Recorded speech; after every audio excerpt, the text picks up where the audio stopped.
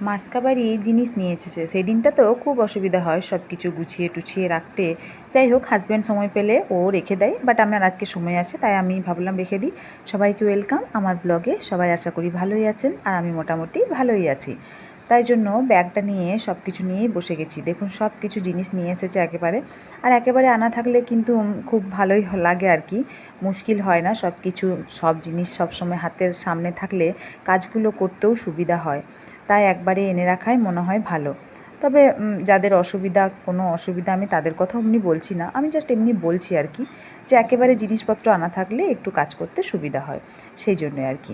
তো যাই হোক, আমি এই যে নিয়ে এসেছি আমাদের এটা নুন। আমরা হচ্ছে এরকম নুনটা অ্যাভয়েডই করি, তো সন্দক নুনটাই খাওয়ার চেষ্টা করি যখন যেটা পাই আর কি। তো সেই জন্যই ওই নুনটা ছোটো ছোটো প্যাকেট পাওয়া যায়, তো বড় এখানে পাওয়া যায় না, তাই ছোটো ছোটো প্যাকেটটাই আমরা এনে ডিবাতে ঢেলে রেখে দিই।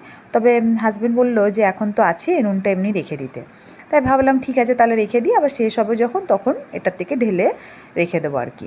সেই জন্য একটা ডিবাতে রেখে দিলাম। বড় ডিবাটাতে যেগুলো জিনিসগুলো প্যাকেট প্যাকেট এনেছি সেগুলো রেখে দিই, কারণ যখন মনে হয় প্রয়োজন তখন ওখান থেকে বের করে নিই।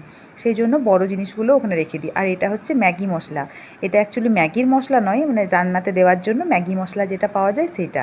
নিরামিষ টিরামিষ তরকারি করলে একটু দিলে বেশ সুন্দর স্মেল লাগে, সেই জন্য আমি 4-5টা প্যাকেট এনে রাখি তরকারির জন্য।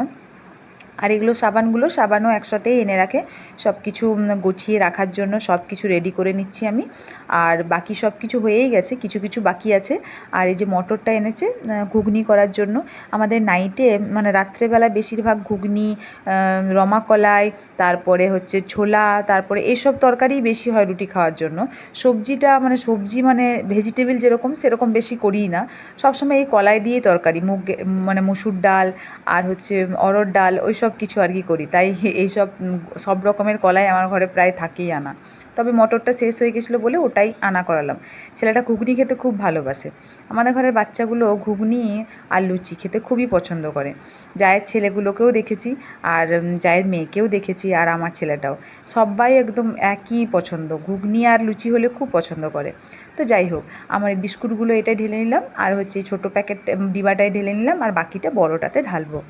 এই যে এটা ঢালাঢালি করলেই আমার সব কিছু কমপ্লিট হয়ে যাবে। তো আপনাদেরকে সবটাই দেখালাম। পুরো ভিডিওটা কেমন লাগলো কমেন্ট করে অবশ্যই জানাবেন। তো এখনকার মতন আপনাদেরকে সবাইকে বাই বাই।